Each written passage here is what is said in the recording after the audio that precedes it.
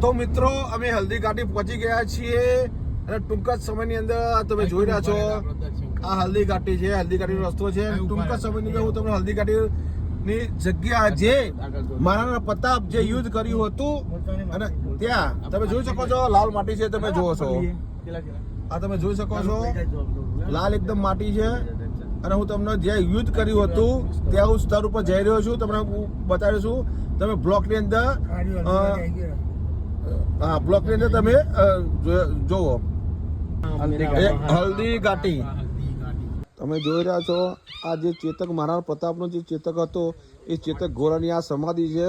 આ સમાધિ હું તમને લાઈવ દર્શન કરાવી રહ્યો છું. મહારાણા પ્રતાપની આ સમાધિ છે. અહીંયા ચેતકને સમાધિ આપવામાં આવી હતી.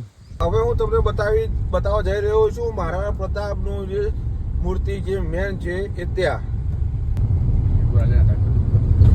રસ્તો ખતરનાક છે. પહાડ વાળો વિસ્તાર છે. ગાડી સ્પીડમાં ચાલવી પડે છે. બહુ ઊંચું પહાડ છે.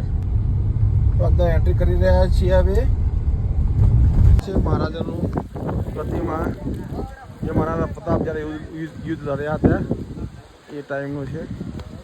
એ બનાવ્યું છે.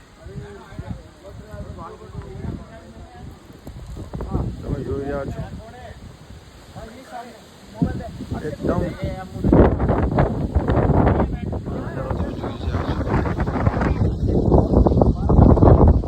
રાજસ્થાનની અંદર તમે આવો જરૂર. અહીંયા બધા જોવા જેવી વસ્તુ છે.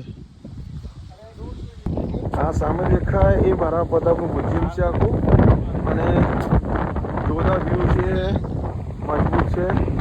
તમે જોઈ રહ્યા છો